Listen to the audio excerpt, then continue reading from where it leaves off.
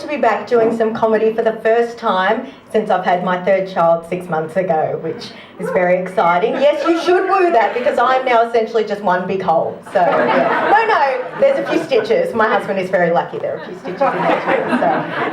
So look, my husband and I and our 3 kids have just recently moved back in with my parents while we're getting our house built. And, initially we were quite worried about how that would go, moving back in with my parents. But I've got to say, it has been great so far. I mean, thus far, I've only had to squeeze the one boil on my mum. Just the one. And, the whole time I was squeezing it, my mum decided to breathe like this.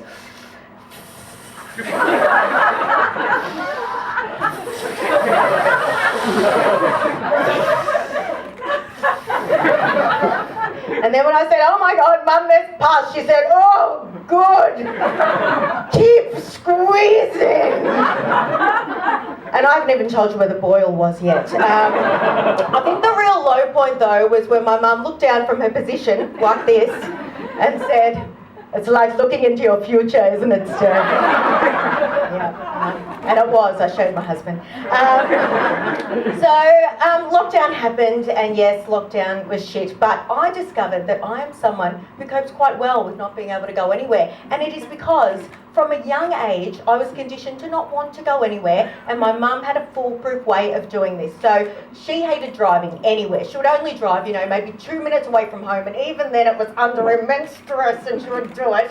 And so my dad would drive us everywhere. But when I was 5, I had to go to my first friend's birthday party, and I was just so excited. It was going to be awesome. My dad couldn't drive me, but Mum had agreed to drive me to this party, to somewhere new. So the day came, I was all dressed up, I had the present ready, I was at the door. My mum came to the door without her keys and said to me, "Steph, I'm just thinking at this party, what if these people there touch you in places on your body that they shouldn't touch someone? I mean, I'm just thinking, what if they feel you in places on a child that they shouldn't?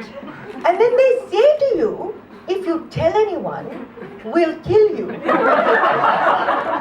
your family." And she said, "But if you want to go, let's go. Take the risk. Let's just go. We'll just see what happens." Now, this was for a party at Hungry Jack's. My mum so desperately did not want to drive me to a party at Hungry Jack's in our suburb that she threatened me with molestation. And I've got to say, it fucking works. I didn't go to that party. I didn't want to go to that party. I judged the kids that went to that party for a long time afterwards.